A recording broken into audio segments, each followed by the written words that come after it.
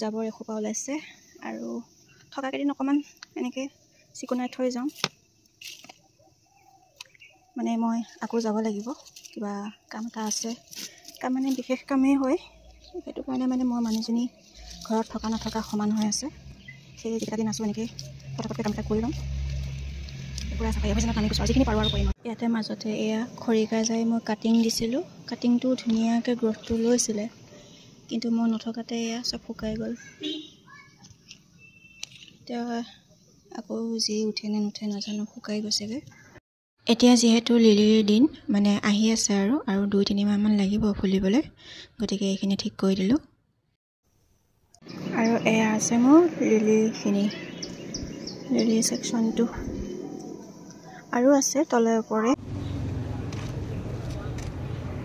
আৰু এটা ওলালে এয়া তলত আৰু আছে, কিন্তু তলৰ পৰা মই নানো আৰু যিকেইটা আছে তলতে। উঠা নমা কৰিবলৈ বৰ দিগদাৰ হয়।